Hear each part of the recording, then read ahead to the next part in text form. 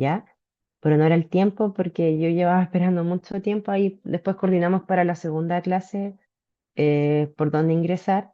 Les voy a pedir simplemente que alguien me confirme que están viendo la presentación, para escucharlo solamente, y si alguien diga si se ve o no la presentación.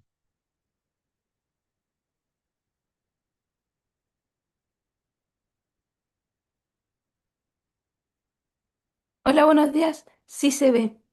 Ya, Yo la veo al perfecto. menos, pero Ya, no muchas la gracias. pantalla completa. ¿En qué vista? Como que aparece la diapositiva siguiente al lado. Ya,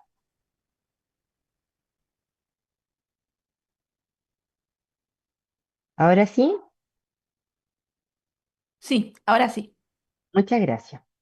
Bueno, yo hoy día vamos a ver la fisiopatología de, el páncreas endocrino, la insulina resistencia en la primera clase, y en la segunda clase vamos a ver diabetes mellitus, de todos los tipos de diabetes, la fisiopatología y las complicaciones agudas y crónicas. ¿Ya? Vamos a partir entonces. Bueno, vamos a hacer un itinerario que vamos a ir desde la anatomía, la función, las hormonas que vamos a ver, el metabolismo de la insulina y las patologías del páncreas endocrino. El páncreas como tal es una hormona, perdón, es una glándula grande, alargada, que está unida al duodeno por sus conductos excretores, se encuentra transversal en sentido anterior a los grandes vasos sanguíneos, es de forma bastante irregular, lo describen como un gancho o un martillo, como podemos ver, es de un color más bien blanco a rosado cuando lo vemos en vivo y de una consistencia firme. Este va a estar compuesto por distintas partes que lo diferencian en la vía anatómica para el concepto quirúrgico. Entonces vamos a tener la cabeza del páncreas, que va a ser esta parte que va a estar delimitada o sea, perdón, muy cerca del duodeno, un poco más hacia distal, vamos a tener el proceso fusiforme, vamos a tener el cuello del páncreas, y después esta parte más alargada se va a hacer el cuerpo, y por último la cola. Las dimensiones va a ser de más o menos 15 centímetros y pesa entre 70 a 80 gramos. Les quiero aclarar que el motivo por el cual yo estoy haciendo clases online es porque tengo una guaguita que está enferma, así que si lo escuchan es por eso. ¿Ya? Tienes que esperar. Mira, No se preocupe, profe. mira, mira. Bien.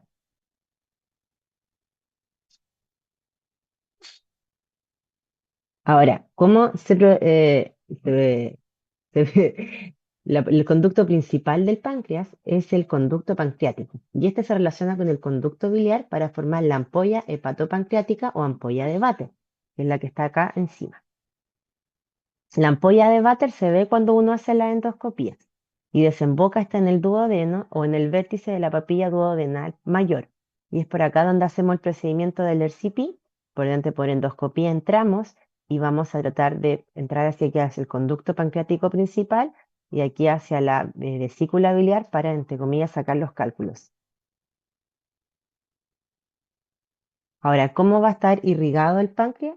Vamos a tener que las ramas principales van a venir directamente desde la aorta, de la arteria celíaca, y aquí de la arteria hepática común también tienen un poco de irrigación.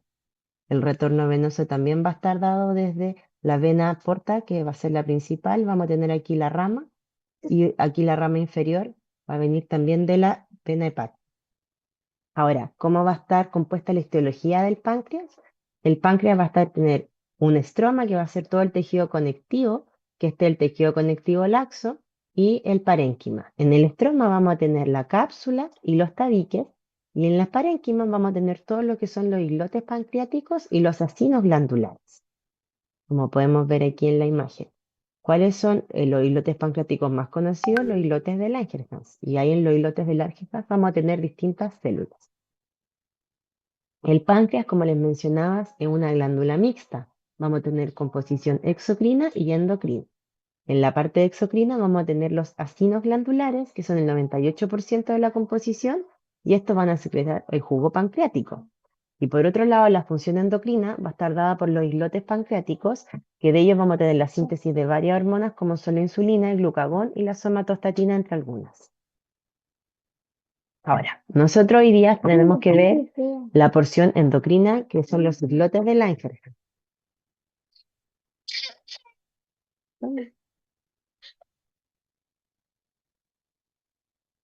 Los islotes de Langerhans vamos a tener distintas células. Las células beta, las células alfa, las células gamma y las células principales.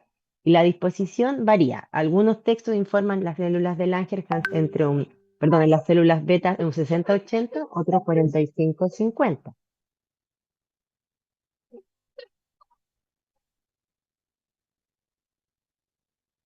Ya. Entonces los islotes, como les decía, vamos a tener toda esta composición. Los islotes están compuestos en pocas centenas de células y estos son poligonales, dispuestos en distintos cordones, irregulares, cortos, que rodean una red profusa de capilares fenestrados. El páncreas es uno de los órganos, bueno, como todo en el cuerpo, pero muy irrigado.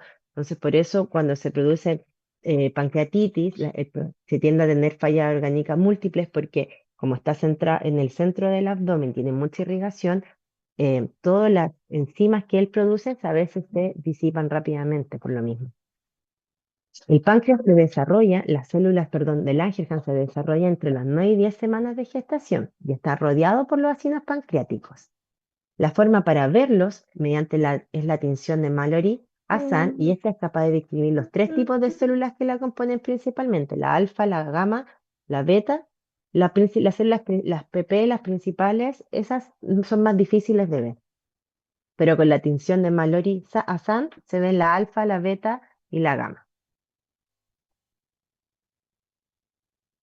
Ahora, como les decía, ¿cuáles son las principales células y las hormonas que se producen según las células? En la célula alfa, mira, anda con el Simón.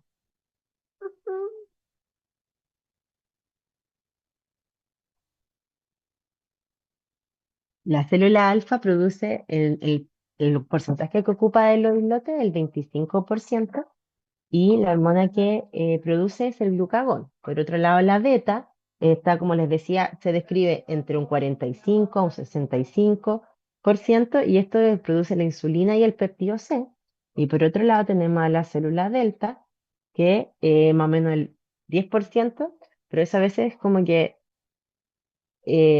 bueno, y la principal hormona que produce es la somatostatina. Y la que le decía que las células principales, que es la más pequeñita, en porcentaje del islote, un 5%, y ese produce el polipéptido pancreático. Y no se ve por la tinción de Mallory-Hassan. Ahora bien, ya sabemos que las distintas células van a producir distintas hormonas.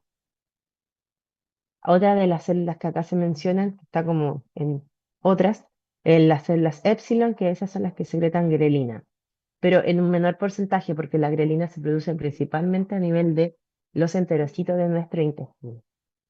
Entonces, nosotros lo que nos interesa es cómo se va a producir la síntesis de la insulina. Vamos a tener el estímulo de glucosa, que se va a producir después de un pic, y esto, ¿qué va a generar?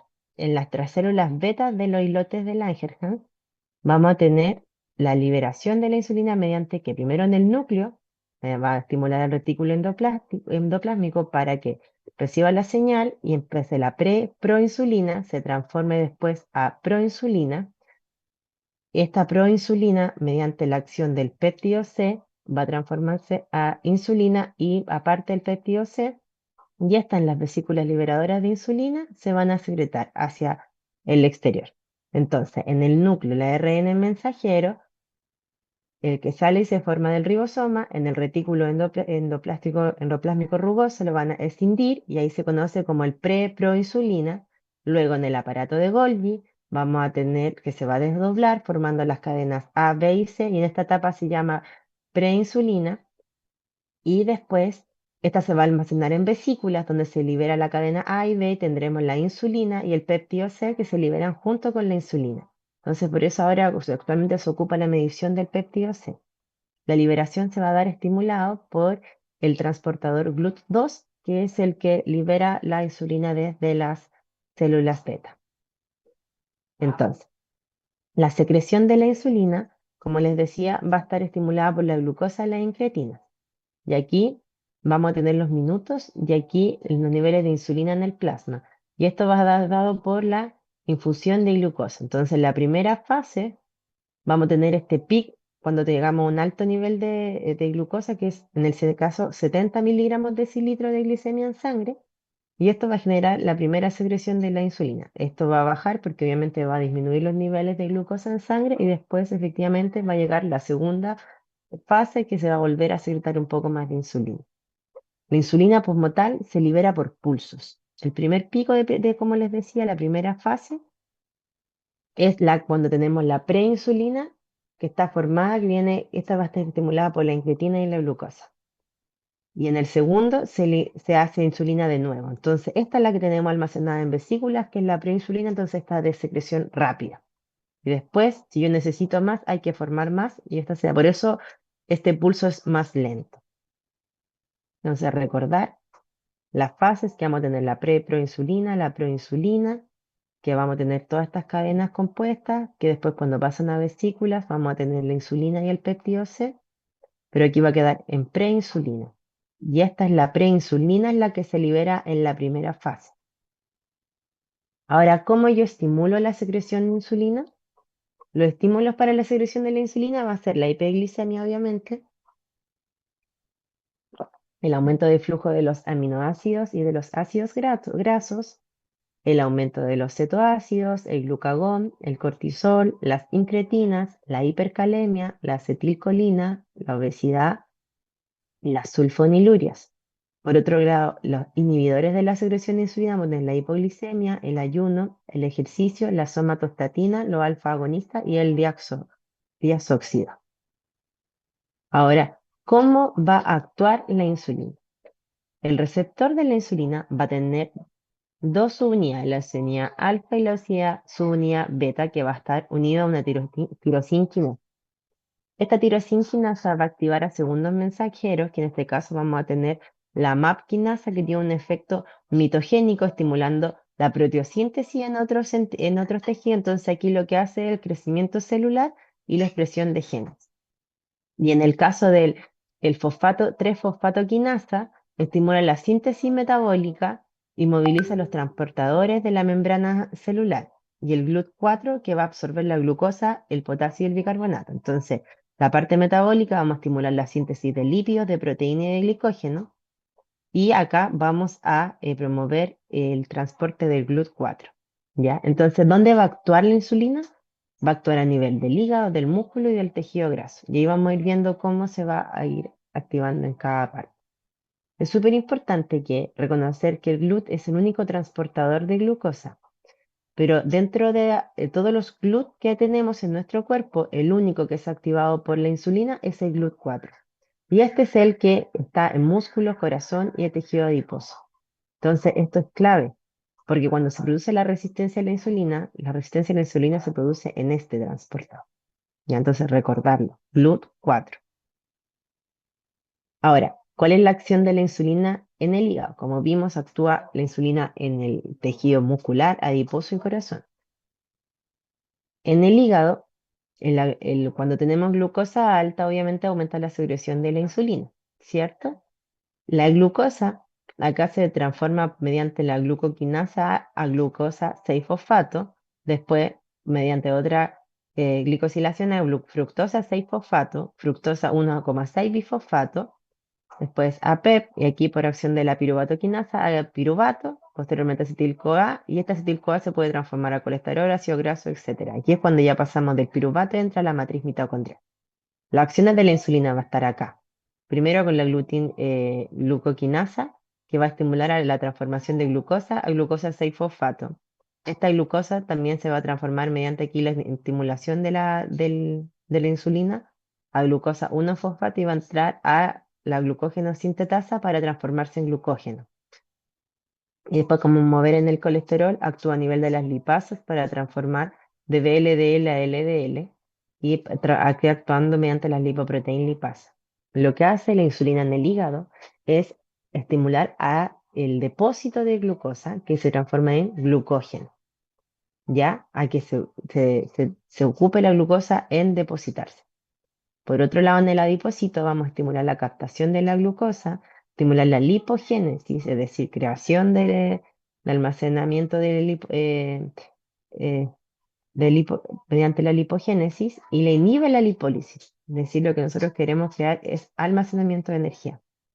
Entonces aquí, en la parte de abajo, donde teníamos la parte del piruvato, aquí es donde va a tener su acción, en la piruvato quinasa. ¿Para qué? Para que se transforme en acetil-CoA. Y también la insulina, aquí va a entrar las partículas de triglicéridos y por la lipoproteína lipasa va a generar mayor cantidad de ácido graso y triglicéridos. Y al final ese es el resultado. Entonces, vamos a hacer un recuento. La glucosa, vamos a tener que va a eliminar energía para transformar en ATP, va a liberar, también se va a depositar como glucógeno, y la glucosa se va, cuando tenemos en el piruvato y en el acetil-CoA, vamos a transformarlo en ácido graso. Los ácidos grasos se van a transformar al unirse en triglicéridos. Los triglicéridos se pueden transformar a VDL naciente, y esto a nivel en el vaso sanguíneo, mediante la incorporación de las apoproteínas, ApoC2 y ApoE, dadas por el HDL, van a ir transformando al VDLL maduro. Este VDL maduro, al llegar al tejido adiposo mediante la lipoproteína lipasa, se va a transformar en el LDL. Y ahí esto puede ir a los tejidos periféricos. Aquí podemos también de la proteína lipasa transformar en el glicerol, que vuelva al hígado, o los ácidos grasos, que más glucosa se van a transformar en más triglicéridos. Y esta es la capacidad de almacenamiento. Entonces, la glucosa se puede dar una vuelta muy larga y transformarse nuevamente en triglicéridos por los ácidos grasos, llegando al tejido adiposo. O también se puede almacenar en el mismo hígado cuando ya los tejidos adiposos son muy abundantes o cuando el flujo de glucosa es muy alto. Empieza en el hígado a almacenarse tejido graso y lo que se llama hígado graso o esteatosis hepática. Entonces, ya vimos los caminos que tiene la glucosa, o sea, perdón, las acciones de la insulina, que al final es actuar a nivel de la glucosa, ya sea para almacenarla como glucógeno o para transformar en ácido graso y finalmente en triglicéridos de almacenamiento en nuestro tejido adiposo. Pero ahora, ¿cuáles son los efectos de la insulina en el músculo? Va a estimular la proteosíntesis, es decir, la generación de nuevas redes musculares. Va a inhibir la gluconeogénesis del músculo, es decir, que no vamos a ser capaces de generar glucosa in novo en el músculo. Y inhibe la producción del lactato. Entonces, vamos aquí a hacer este recuento que vamos a ir recopilando con cada hormona. En los hidratos de carbono, la insulina favorece la glucogenogénesis, inhibe la gluconeogénesis, inhibe la glucogenólisis, ¿ya? Entonces, favorece la producción de glucógeno, pero inhibe la producción de novo de glucosa, e inhibe que se rompa la glucosa, ¿ya? En las proteínas, favorece la proteosíntesis, inhibe la proteólisis y inhibe la gluconeogénesis. Lo mismo, esto a nivel del músculo. Entonces, en el músculo sí inhibimos también que se rompan células musculares. Y en los lípidos, lipogénesis, inhibe la lipólisis, que está dada por la beta oxidación y la formación de cetoasa. Entonces, la insulina guarda energía, inhibe la formación de glucosa de nuevo. ¿Ya? Eso es súper importante. Recordar. Ahora ya, cerrando con la insulina, vamos a revisar el glucagón. Y como lo vimos anteriormente, el glucagón va a venir de las células alfa, que más o menos es un cuarto del porcentaje de las islotes de Langerhans. ¿Ya? Entonces, el glucagón, como función, tiene aumentar la glicemia. La insulina era bajar la glicemia. Aquí los estimuladores del glucagón, a diferencia, son el ayuno, la hipoglicemia, la arginina, la colecistoquinina, los beta-agonistas y la acetilcolina. Y los inhibidores, vamos a tener obviamente la insulina, la somatostatina, los ácidos grasos elevados y la cetoacidosis. Entonces, ¿cuáles son las acciones del glucagón? Vamos a tener por un lado en los hidratos de carbono inhibir la glucogenogénesis. Glucogenogénesis, es decir, aquí estamos inhibiendo la formación de glucógeno, y sí estamos estimulando la gluconeogénesis, que es la formación de glucosa de nodo, y la glucogenólisis, que es romper el glucógeno. Por otro lado, las proteínas inhiben la proteosíntesis y favorece la proteólisis para generar también aumento en la proteoneogénesis, porque mediante los aminoácidos que se van a liberar de la proteólisis vamos a aumentar la gluconeogénesis. Por otro lado, los lípidos, perdón, vamos a tener lo mismo, inhibición de la lipogénesis y favorecimiento de la lipólisis. Es todo el efecto antagónico de la insulina. Entonces, ¿cuál es su mayor efecto, por ejemplo, cuando vemos la regulación en el ayuno? En el ayuno prolongado vamos a tener un déficit del ingreso de glucosa, ¿cierto? Entonces, los niveles de glucosa van a estar muy por abajo. Entonces, aquí, ¿qué va a pasar en el páncreas? En los islotes, las células alfa se van a activar y se van a inhibir las células beta. Entonces, se va a aumentar la producción de glucagón. ¿Y esto para qué? Para normalizar los niveles de glicemia. Entonces, vamos a tener esta hipoglicemia que también va a actuar a nivel de la médula suprarrenal, que va a favorecer la secreción de la adrenalina. Y por otro lado, la hipófisis también va a sensar esto y va a liberar la hormona ACTH, que a nivel va a actuar en la corteza suprarrenal, y esta en la corteza se va a producir el aumento de la producción de cortisol. Entonces, como podemos ver, a nivel metabólico ocurren muchos cambios dependiendo si es un ayuno o, por otro lado, glicemia de ya sobre 90 miligramos o más alta. En ese caso, antagonismo. Se inhibe la célula alfa, se favorece la célula beta para la producción de insulina, para normalizar los niveles de glicemia. En la euglicemia, tanto la médula como la médula suprarrenal como la corteza están inhibidas, no necesitan estimularse, entonces no hay producción de adrenalina y cortisol. ¿Ya? Ahora pasamos a la somatostatina.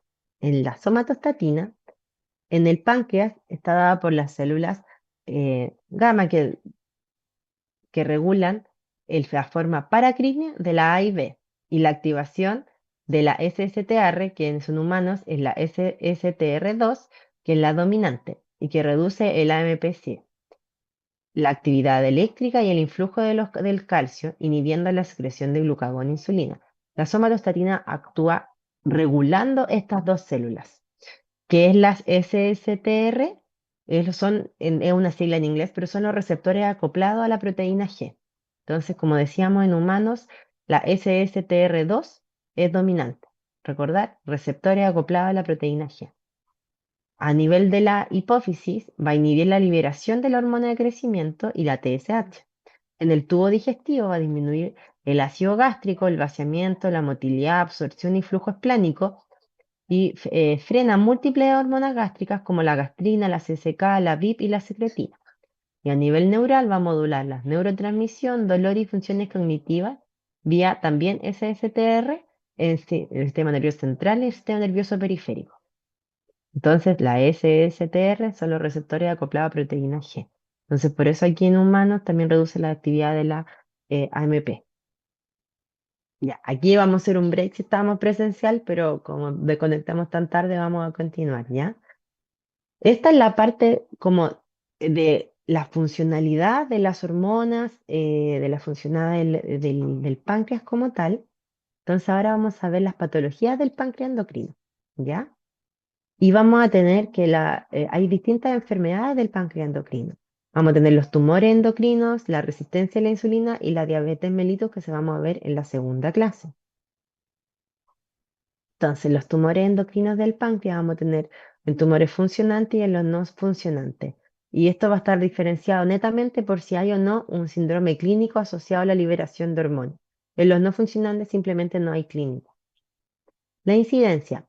Hay una prevalencia en estudios de autopsia, principalmente entre 0,5 a 1,5% en la población general y una incidencia de 1,4 en 1 millón de personas. En Norteamérica tiene un poco mayor la incidencia, yo creo que por mayor casos, por mayor población, que son 2.500 casos al año. El 40% de las neoplasias neuroendocrinas son gastrointestinales y el 15% de las neoplasias tienden a ser pancreáticas. ¿Ya? Ahora, vamos a tener 4 grandes tumores endocrinos funcionantes: el insulinoma, el glucagonoma, la somatostinoma y la bipoma. Vamos a partir con el insulinoma. El insulinoma es el tumor neuroendocrino funcionante más frecuente del páncreas y este sí que su incidencia se habla de 1 a 2 casos por 106 habitantes al año. Y se caracteriza por una proliferación de las células beta de los islotes pancreáticos que van a producir grandes cantidades de insulina, lo cual va a conllevar a la hipoglicemia. El 90% de los insulinomas son solitarios, únicos y benignos, y aproximadamente el 99% son intrapancreáticos. El 1% restante se caracteriza por ser de naturaleza maligna y un tamaño mayor a 20 milímetros.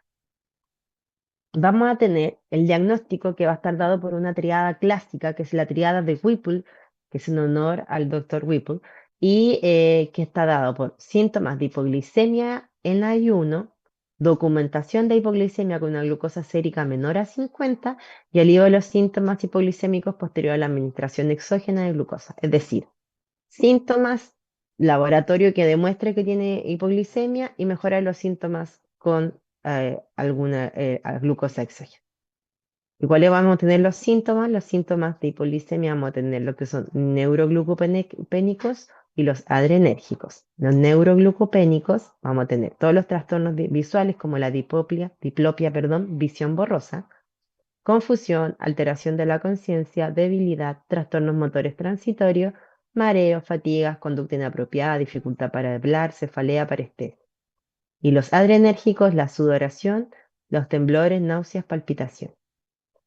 Entonces, ¿cómo también se puede hacer el diagnóstico? Porque esa es la triada clásica, ¿cierto? Es cómo se puede presentar en una persona. Pero para ello confirmarlo, tengo que hacer el diagnóstico en una prueba de ayuno controlado que se hace con 48 y 72 horas de ayuno. Y aquí vamos a estar midiendo los niveles de glicemia, insulinemia, péptido C y sulfoniluria. ¿Cuándo la prueba es positiva? Cuando tenemos una insulinemia mayor a 6, una glicemia entre 45 y 60, un péptido C mayor a 0,2 y la sulfoniluria no se detecta. Yo con esto podría decir, sí, efectivamente hay un insulinoma, pero tengo que verlo. Y esto se tiene que hacer por imagen. Puede ser una ecosonografía, por un escáner, por una resonancia o ultrasonografía laparoscópica.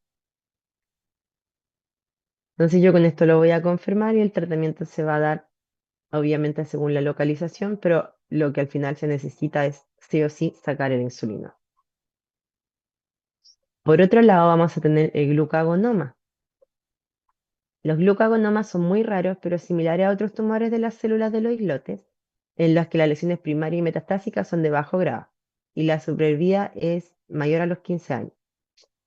El 80% de estos son malignos, en la diferencia de los insulinomas que el 90% era benigno. La edad promedio en lo que el momento de aparición de los síntomas de los 50 años y el 80% de los casos van a afectar más a mujeres. Unos pocos pacientes tienen neoplasia endocrina múltiple, que es la tipo 1. ¿Cuáles vamos a ser los síntomas? Dada por el aumento de la producción de glucagón y el aumento de la glicemia, pérdida de peso, vamos a tener la anemia normocrómica, hipoaminoacidemia e hipolipidemia, y vamos a tener una erupción crónica que afecta a los miembros asociado a la lengua lisa, brillante, de color vermellón y quelitis, y este eritema que se llama el eritema necrolítico migratorio.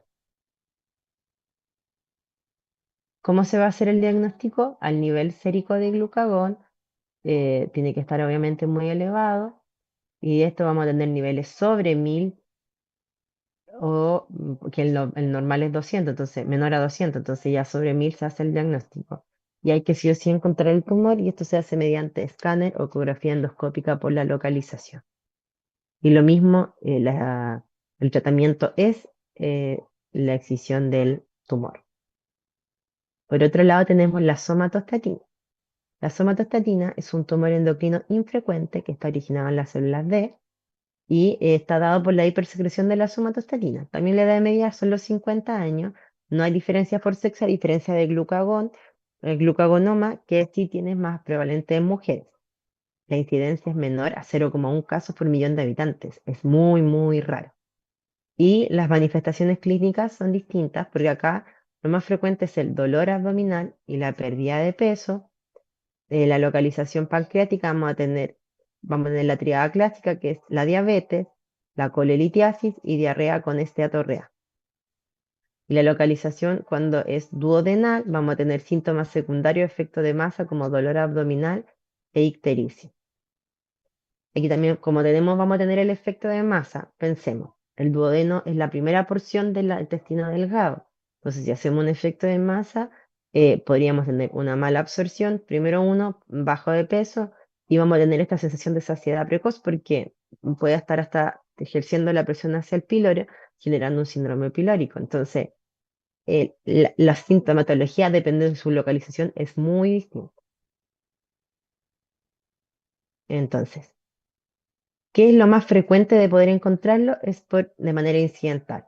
Estoy estudiando una masa pancreática o duodeno en estudio y además asociado esto con dolor abdominal, ictericia o síndrome constitucional, es decir, está baja de peso porque no se está absorbiendo los nutrientes.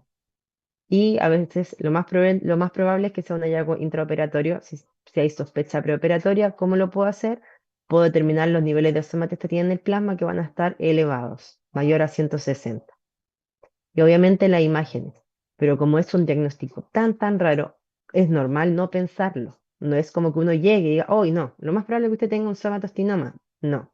Entonces, por eso lo más frecuente es que sea como incidental el descubrimiento, o si ya estoy sospechando que es una masa de duodeno que yo no me cabe, no, el otro allá, al final es como un diagnóstico por descarte, nos pedimos la somatostatina en plasma. Por otro lado, vamos a tener el bipoma, que los tumores son estos tumores secretores de polipéptido intestinal vasoactivo, el BIP, perdón. Esta sustancia estimula la secreción intestinal de los fluidos y los electrolitos y va a inhibir la secreción gástrica. El 80% son pancreáticos y el 20% está en el intestino delgado. Vamos a tener yeyuno, que va a estar a nivel como relación del mediastino retroperitoneo, glándulas adrenales y pulmones, y se puede también presentar, y 4% son multifocales, es decir, pueden estar en distintas zonas. Son bastante más grandes, los otros eran más chiquititos, a veces indetectables. Y las metástasis se dan 50-60% de los ganglios linfáticos y en el hígado. Hay un síndrome que es el síndrome WDHA, que es el del bipoma, que es diarrea acuosa, hipopotasemia acloride, ¿ya?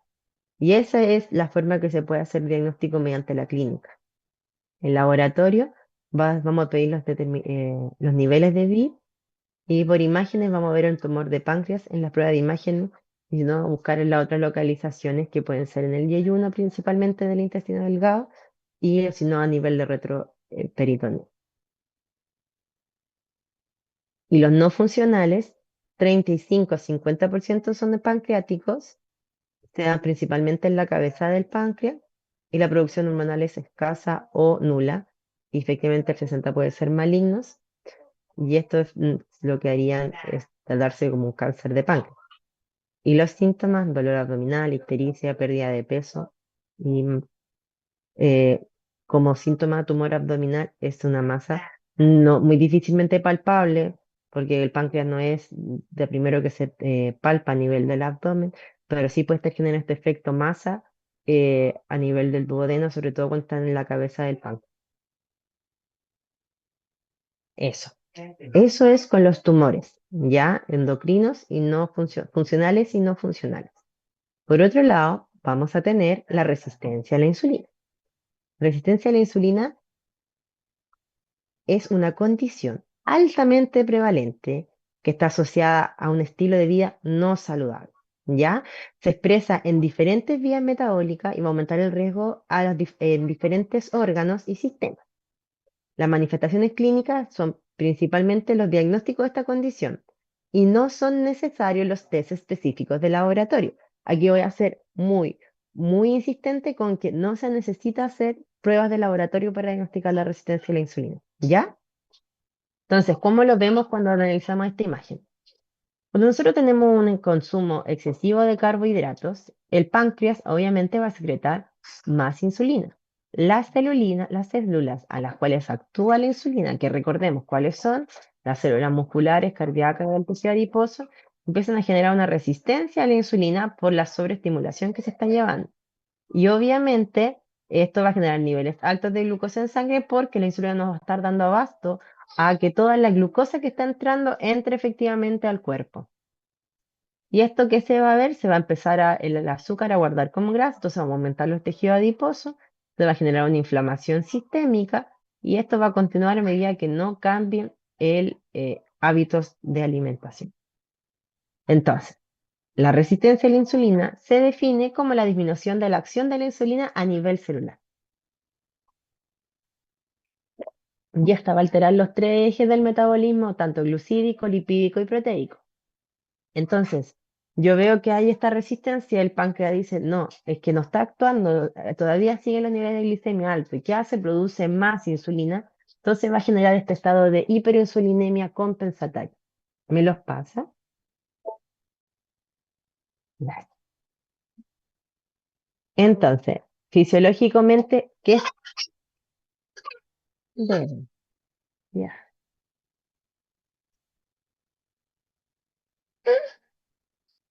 Fisiológicamente hay estados que son de resistencia a la insulina, como lo son el embarazo, la pubertad y cuando llegamos a la edad adulta. Patológicos son cuando hay alteraciones genéticas, cuando hay factores ambientales y cuando son secundarios a fármacos. Entonces, vamos, como les mencionaba, a tener distintas causas etiológicas y esto vamos a tener las causas adquiridas y las causas genéticas. Las causas adquiridas vamos a tener, obviamente, el exceso del tejido adiposo disfuncional.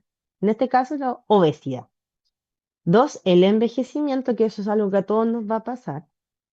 La inactividad física, el sedentarismo, eso es una causa adquirida que es totalmente mejorable y cambiable. El desbalance nutricional, porque puede que a lo mejor no tenga físicamente, visualmente un aumento del tejido adiposo disfuncional, pero sí puede que tenga una alimentación no en las mejores condiciones y eso haga que también me genere resistencia a la insulina. Los fármacos, como los glucocorticoides, los antiadrenérgicos, los inhibidores de la proteasa, los antipsicóticos atípicos y la insulina exógena también pueden generar resistencia a la insulina.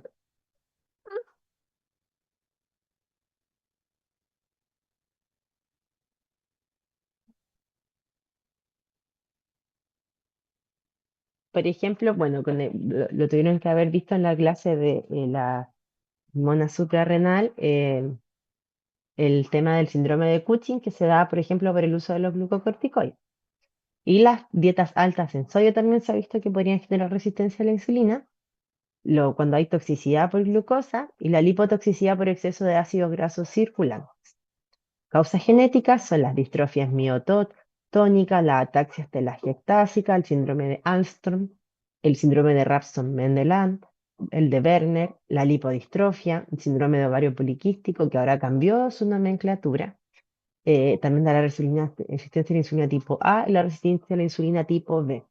El síndrome de ovario poliquístico, que ahora es el síndrome de ovario poliquístico metabólico, eh, tiene mucho que ver, pero también esto está asociado habitualmente al exceso de tejido adiposo disfuncional. Entonces, ¿cuáles son los conceptos claves con los cuales yo quiero que ustedes queden, que reafirmen? Es que la resistencia a la insulina no es una enfermedad, no es lo mismo que prediabetes y no es lo mismo que síndrome metabólico. Esto es una condición y una entidad y condición completamente distinta. Entonces el diagnóstico lo vamos a dar principalmente por los estigmas, que van a ser la acantosis nigricans, los acrocordones, y además asociados a los distintos factores de riesgo que pueda tener la persona. En el laboratorio hay estudios poblacionales que sitúan el OMA, que tiene que ser mayor a 2,6, para poder atribuirle esta resistencia a la insulina. Pero el OMA solamente sirve para estudios poblacionales. Si yo me lo tomo en el laboratorio y tengo uno mayor a 2,6. No tengo estigmas, no tengo resistencia a la insulina, pero si tengo estigmas, lo más simplemente es un resultado anecdótico, no me confirma nada. Lo que me confirma es la clínica. Por favor, recordar esto. Lo que sí yo puedo ver es la curva de insulina, que eso sí es un examen, que es el gol estándar y que lo vamos a ver ahora, que es de confirmación, pero eso no se hace de manera rutinaria. El diagnóstico rutinario es mediante la clínica. Porque el gol estándar, como les mencionaba, es la técnica de clamp e hiperinsulinémico euglicémico, que sus siglas son IEC, que se utiliza para medir la sensibilidad tisular a la insulina y la secreción de la insulina, como la prueba de intravenosa de tolerancia a glucosa, conocida como el Intravenous Glucose Tolerance, el IGTT. ¿Ya? Entonces, el clamp de hiperinsulinemia euglicémico, ese es el que a mí me sirve, pero ese examen de laboratorio no se hace de manera rutinaria. Se hace siempre para estudios, ¿ya? Pero ese es el gol estándar. Ahí yo puedo decir cuánto es el nivel de hiperinsulinemia asociado a niveles basales de glucosa, ¿ya? Pero en Chile lo hacemos con la clínica. Entonces, vamos a además tener, como les decía, las cláusulas genéticas e autoinmunes. Vamos a tener el síndrome de resistencia a la insulina genético, y aquí están todas estas anormalidades, la INSR tipo A, PIK3I, que son del síndrome de corto. Por otro lado, cuando tenemos la resistencia a la insulina tipo B, son todos los anticuerpos contra el receptor de la insulina. ¿Ya? Estas causas son muy, muy raras eh, y poco frecuentes en nuestro país. Por otro lado, vamos a tener el diagnóstico para para el síndrome de resistencia a la insulina genética. Y esto lo vamos a ver como signos mayores. Cuando yo ya veo que hay una hiperinsulinemia mayor a 30 sin otra causa aparente. Vamos a tener la acantosis nítrica, vamos a tener la hipertricosis, pero además estos antecedentes, bajo peso al nacer, retardo en el crecimiento intrauterino, intolerancia a la glucosa desde jóvenes, en las mujeres la presencia de ovario poliquístico. Es decir, cuando analizamos una persona que desde de la concepción, es decir, desde del momento del embarazo ya venía con un retardo de crecimiento intrauterino, tuvo bajo peso al nacer, y si tú analizas a lo mejor sus hábitos alimenticios, no se condice con toda la clínica que tenga, ahí yo tengo que sospechar y ahí yo le puedo pedir una insulina basal, y ahí vamos, claro, al tener una hiperinsulinemia en ayuno, me va a decir, chuta, pero ¿por qué tanto? Está hablando de hiperinsulinemias mayores a 30, eso es alto. Entonces ahí ya puedo sospechar de que es más bien el patrón genético. Pero por otro lado, perdón. Y estos son los signos clínicos que les mencionaba. La acantosis nígrica, el escurecimiento de la zona de pliegues. Puede ser en el cuello donde se da principalmente, pero también puede ser en la zona de las axilas, en la zona de acá de los antebrazos, en el pliegue del codo y detrás de las rodillas. Esos son más raros, principalmente en el cuello y la axila. Los acrocordones que también se dan en la zona cervical y en algunos casos la hipertricosis. Entonces, por otro lado, vamos a tener el síndrome de resistencia a la insulina tipo 2, también es genético, y esto se va a dar por una severa disminución de la acción de la insulina debido al anticuerpo antirreceptor. Entonces, aquí sí o sí va a haber una hiperinsulinemia marcada, va a haber una hiperglicemia y en algunos casos una hipoglicemia, van a ser ahí transitorias. Y esta sí o sí va a estar asociado a otra enfermedad de autoinmune, no se presenta solo. Por otro lado, las causas metabólicas son las que nosotros habitualmente vamos a ver y estas se van a dar por estrés oxidativo, por la inflamación crónica dada por la obesidad, por falla en la mitocondria y por estrés en el retículo. ¿Por qué es tan importante el estrés del retículo endoplásmico? Porque te va a producir una disminución en en la producción de proteínas, provocando una pérdida en la integridad de las proteínas y esto va a generar toda la cascada de inflamación, obesidad, que está dada también por el sedentario. Y en las mitocondrias, el estrés oxidativo genera la falla en la mitocondria. Entonces todo va a estar unido, no es uno por sí solo. Ya, entonces, ¿qué se ha visto? Se ha visto que nuestro órgano adiposo juega un rol fundamental en el desarrollo de la resistencia a la insulina. Y esto va a estar dado por lo siguiente. El tejido adiposo blanco tiene como función el transporte de glucosa, la lipogénesis y la lipólisis, ¿cierto? Entonces, en el órgano adiposo vamos a también tener el órgano adiposo marrón, que es el transporte de glucosa, la lipogénesis y también la beta oxidación y la termogénesis. Este tiene un poquito más de acción metabólica y de gasto energético. Entonces, vamos a tener aquí que nuestro músculo esquelético que transporta la glucosa, que hace el síntesis de glucógeno y tenemos la beta-oxidación, va a haber una interacción endocrina con las señales proinflamatorias que van a venir desde nuestro tejido adiposo. ¿Cuáles son las señales autocrinas? La adiponectina y la adipocitoquinas y la leptina. Y estos cuando el tejido adiposo se empieza a perder de su zona, es decir, cuando empieza a crecer más de lo que debiese crecer, porque nosotros todos tenemos tejido adiposo, pero cuando nuestros adipocitos comienzan a aumentar el volumen, estos van a empezar a generar esta inflamación que va a ser en un momento local y que después se va a transformar en sistémica. Y estos factores van a estar derivados por los macrófagos, la resistina y la interleuquina 1B.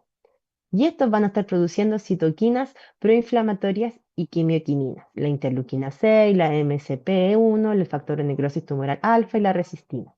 Y estas señales van a actuar a nivel de nuestras mioquinas. Y estas mioquinas van a empezar a generar una inflamación también a través de nuestros músculos. Entonces, ¿qué se ha visto? Que el factor de necrosis tumoral alfa, que es una de estas citoquinas proinflamatorias, más la interleuquina 6, son el nexo entre la unión entre la adiposidad y la resistencia a la insulina. ¿Por qué? Porque inducen en los adipocitos como en las células musculares esta resistencia a la insulina, porque impiden la señalización a nivel de los IRS a través de la activación de todas estas quininas antiproinflamatorias y del estrés. Toda esta producción va a activar todas estas fosfatasas como la PTM1, el incremento de la expresión de las otras proteínas proinflamatorias, generando que a nivel del músculo no se produzca la translocación final, que es la translocación del GLUT4. Entonces, la inflamación de este tejido va a llegar finalmente a la inflamación de nuestro músculo. Entonces, en la obesidad tenemos la disfunción de nuestro tejido adiposo por infiltración de los macrófagos en el tejido adiposo, que va a generar esta secreción de citoquinas proinflamatorias, que va a generar esta inflamación crónica por todo lo que estábamos comentando, va a generar una resistencia a la insulina sistémica y como consecuencia lo que estamos viendo, que son las enfermedades cardiovasculares, diabetes, etcétera, entre otras cosas. Pero todo parte por la inflamación del adipocito. Por otro lado, en respuesta del estrés del retículo, ¿qué va a generar? Que al mal plegamiento de proteína en el retículo se induce la activación de tres quinasas sensoras que son la PERK, la IRE1 y la ATF6. Estas van a detectar este mal plegamiento proteico, van a desencadenar un mecanismo conocido como la UPR. La UPR es la respuesta a las proteínas mal plegadas, que es un sistema de vigilancia celular que se activa cuando el retículo endoplásmico acumula proteínas mal plegadas. Y su objetivo principal es restaurar la homeostasis reduciendo la carga de proteína y aumentando la capacidad de plegamiento. Si este estrés persiste, puede activar la apoptosis del retículo endoplásmico. Entonces, estas sinasas que se producen, que se activan por el estrés del retículo, promueven además otros mecanismos que llevan a la síntesis de citoquina inflamatoria y activación de las sinasas que regulan la activación de la IRS. Entonces, por eso está todo relacionado, porque el receptor está dado por un IRS. Entonces, si yo tengo mal plegamiento de las proteínas por el retículo y estas generan estas citoquinas proinflamatorias, no se va a poder activar el receptor de la insulina como tal. Entonces, por eso el estrés del retículo es clave. Y el mal plegamiento de las proteínas también se produce por este factor proinflamatorio. Otro organelo que se ve muy alterado es la mitocondria. La disfunción mitocondrial promueve una disminución en la oxidación de los lípidos como resultado de disminución general de la fosforilación oxidativa. Y esto va a contribuir a una acumulación de los ácidos grasos libres y lípidos que favorecen el desarrollo de la resistencia a la insulina. Entonces, la disminución de la oxidación de los lípidos también promueve la generación de los reactivos de oxígeno y que provoca otro estrés oxidativo y diversos daños a nivel de nuestra mitocondria. Entonces va a generar una mitofagia o bajo o altos niveles de estrés, apoptosis. La eliminación de las mitocondrias por mitofagia puede también reducirse el número de mitocondrias, lo que conllevaría a disminuir a la oxidación del sustrato y consecuencia acumulación de estos lípidos. Porque hay que recordar que nuestra mitocondria es la generadora de energía.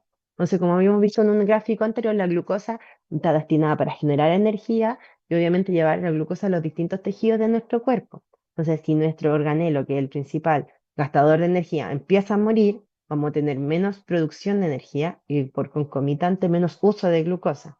Entonces es una cascada. Entonces, ¿cuál es la evolución natural de la resistencia a la insulina? Entonces, lo normal es que nosotros tengamos nuestro páncreas, produce la insulina, la glucosa la tomamos, la llevamos al receptor de insulina, esta entra a la célula, se gasta. Por otro lado, cuando tenemos resistencia a la insulina, tenemos exceso de insulina, tenemos mucha insulina que está tratando de ingresar, pero este receptor de la insulina no está actuando. Entonces las células fallan porque no responden a la insulina.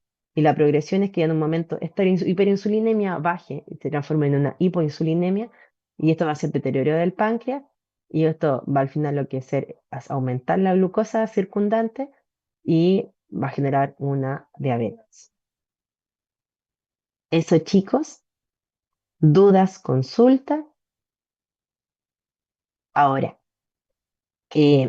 nos queda la segunda clase, yo voy a tomar un break. No sé si les parece continuar en este mismo link para que lo dejen abierto y nos volvemos a juntar a las 10:15 para hacer la segunda parte, o prefieren el otro link por Meet. Pero me dijeron que no tuvieron muy buen ingreso por Meet, así que yo preferiría continuar en este por Zoom. Entonces simplemente voy a sacar mi micrófono y mi cámara y a las 10:15 nos conectamos para la segunda clase. ¿Les parece? Sí, profe. Ya, súper. Muchas gracias. ¿No tienen alguna duda, consulta? ¿No? ¿No? Ok. Entonces a la